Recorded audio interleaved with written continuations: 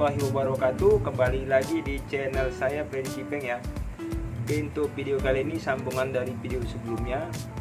Ya, ini tentang pembibitan lobster red tawar ya. Jadi ini di sini saya akan menerangkan cara sortir. Jadi sortir yang di sini ini sortir tentang nggak menyeluruh ya. Jadi satu persatu. Jadi intinya sortir ini memisahkan antara yang besar, yang bongsor. Bongsor itu bibit lobster yang cepat besar. Jadi bibit lobster yang cepat besar ini, jadi kemungkinan nanti kalau kemungkinan dia cepat besar, kalau nggak kita pisahkan dia bisa mengkanibal atau memakan lobster yang lebih kecil ukurannya dari lobster bongsor tersebut. Jadi tipikal lobster ini ada yang cepat besar dan ada yang mungkin lama. Mungkin karena di sistem saya ini pada tebar, jadi untuk telur lobster itu berbeda-beda. Ada yang minggu kelima, ada yang minggu keenam, udah jalan ya kan. Jadi ada yang minggu kelima, ada yang minggu keempat, jadi satu. Lagian pula pun kalau untuk satu indukan, di satu indukan sama pun itu proses matang telur pun beda-beda. Jadi udah saya jelaskan ya di video sebelumnya.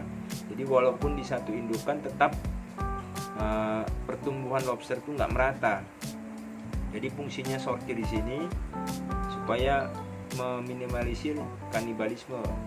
Nah, di sini juga di video sebelumnya kan udah kita saksikan kalau untuk shelter saya sendiri saya menggunakan hijau untuk hijau ya kan.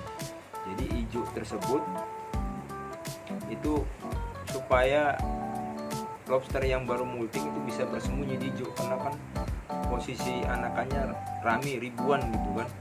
Jadi kita gunakan hijau. Jadi setelah dia umur 1,5 bulan itu mulai kita ada yang sortir. Biasanya udah ada yang ukuran 1 inci up, 1 inci sampai 1 inci lebih lah.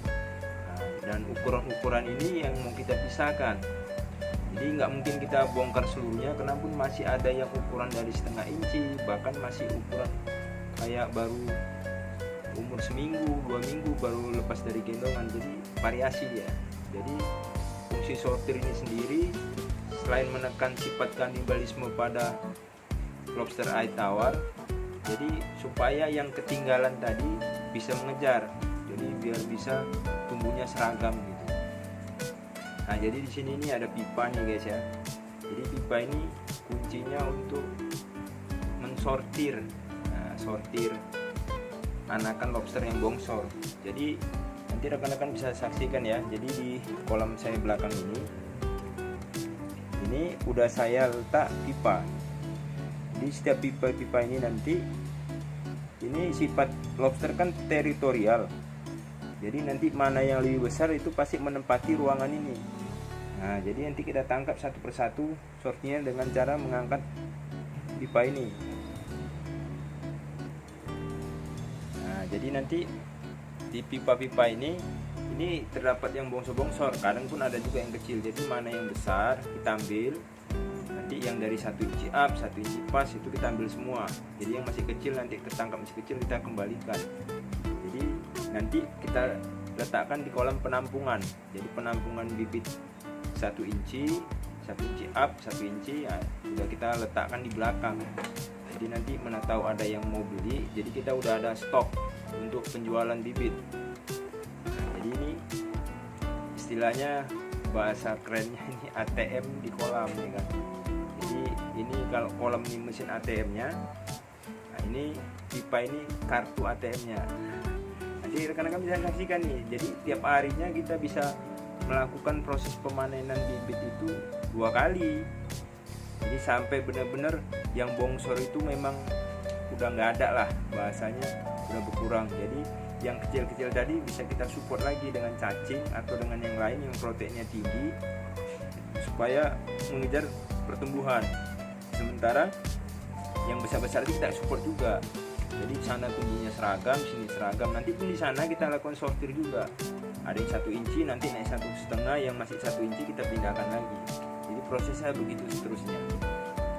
Oke ya, jadi ini masukan untuk para pembudidaya walaupun pemula atau yang udah lama.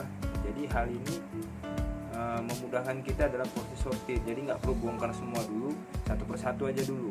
Nah, nanti setelah merata, setelah di dipandang untuk kepadatan tebar udah mulai sedikit, baru kita melakukan proses bongkar total, kita bersihkan dan bakal nanti siap untuk indukan yang gendong telur berikutnya untuk pengeraman. Oke ya, jadi ini sekilas tentang ATM di dalam kolam. Jadi ini pipa ini istilahnya kartu ATM-nya. Oke ya, semoga bermanfaat untuk rekan-rekan ya. Semoga kita berikan keselamatan. Semoga sukses selalu. Assalamualaikum warahmatullahi wabarakatuh.